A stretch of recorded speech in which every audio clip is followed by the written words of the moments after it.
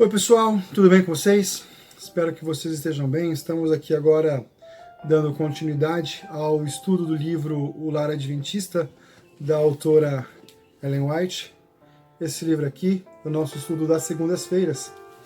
O capítulo 6 tem o título A Grande Decisão. Ela vem falando sobre o casamento.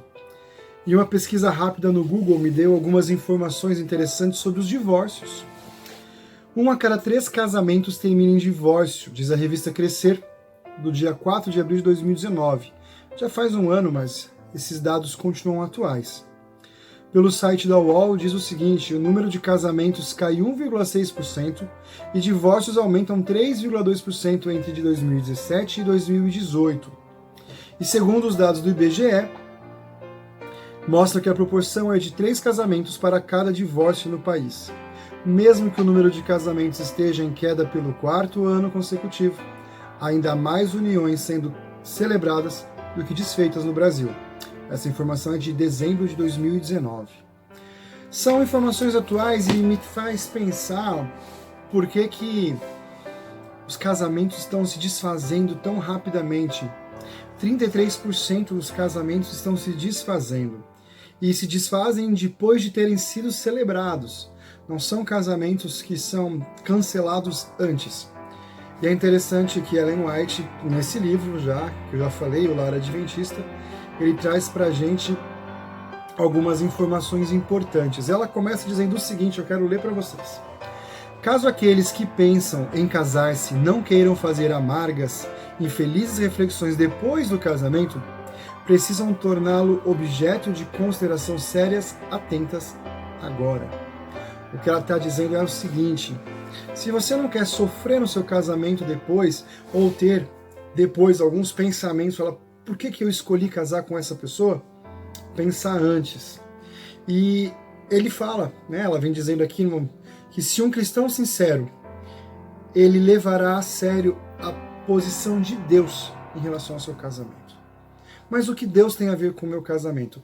Eu, como cristão, preciso escolher alguém que esteja ao meu lado, que tenha os mesmos moldes que eu, que acredite na mesma coisa que eu, para que o meu casamento seja mais feliz.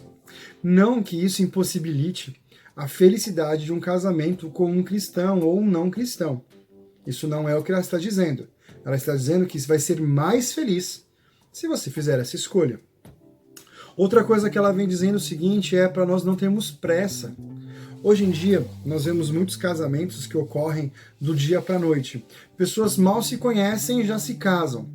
E tem casamento que dá certo, tem casamento que não dá. Mas ela diz o seguinte, se nós nos preocupássemos um pouco mais em esperar um pouco mais, nós seríamos mais felizes.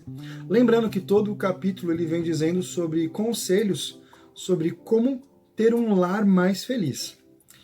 E ela diz assim em relação a essa parte do sem pressa: os livros do céu acham-se carregados com os infortúnios, a impiedade e o abuso que estão ocultos sob o manto de casamento.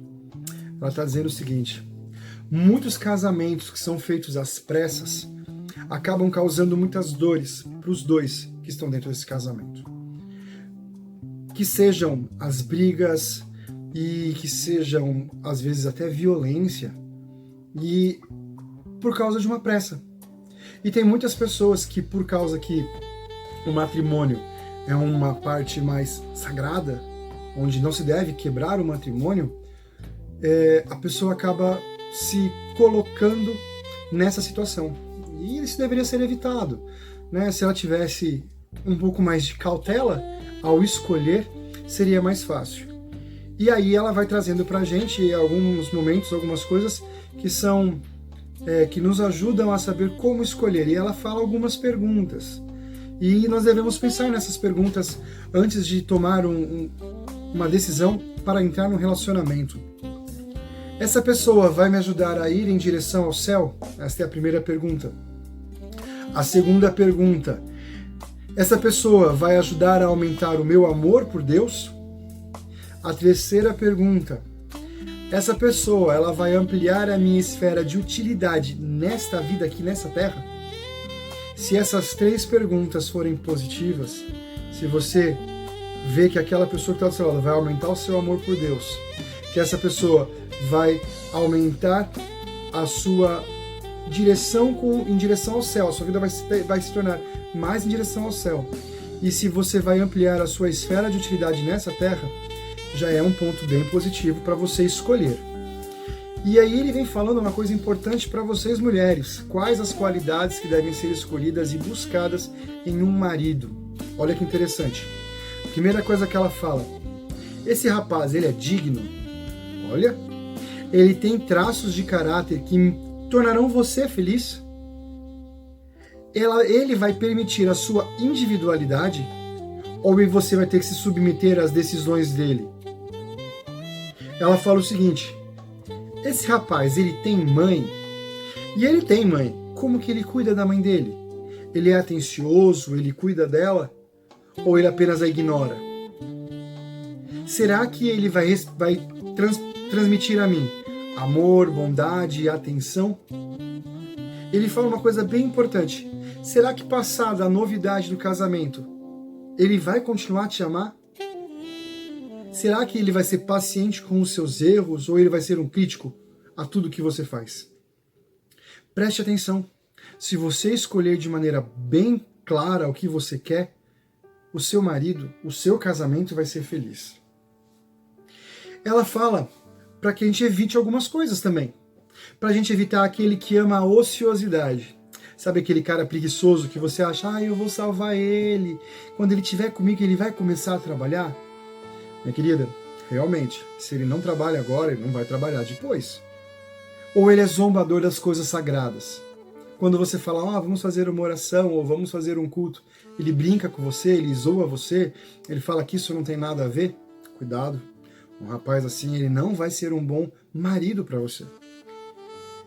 E ela me fala o seguinte, não escuteis as propostas de um homem que não tem percepção de sua responsabilidade para com Deus. Se esse homem, essa pessoa que você está escolhendo para a sua vida, ela não tem responsabilidade com Deus, quem dirá a responsabilidade com você? A gente vê que esse capítulo ele mostra muito a questão de mulheres escolhendo e as escolhas que são importantes.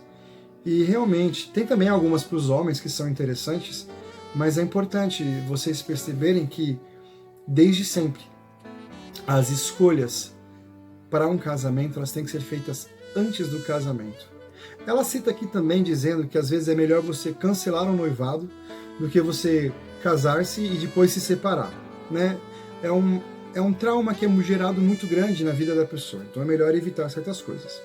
E ela termina o seguinte, seja todo passo em direção ao casamento caracterizado pela modéstia, simplicidade e sincero propósito de agradar e honrar a Deus.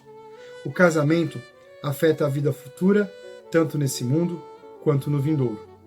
O cristão sincero não fará planos que Deus não possa aprovar. Queridos, ao você fazer a escolha para a sua vida, para a pessoa que vai estar do seu lado, faça uma escolha conforme os planos de Deus, conforme os moldes que Deus pede que seja um bom relacionamento. Lembrando, só refrisando alguns pontos. Mulheres, escolham homens dignos. Mulheres, escolham pessoas que permitam a sua individualidade. Não se anulem por causa de um casamento. Importante, se você está noivo e aquele casamento não vai dar certo, termina logo. E o mais importante, busque alguém que ande em direção ao céu que nem você quer andar. Tá bom? Que Deus te abençoe. Até amanhã.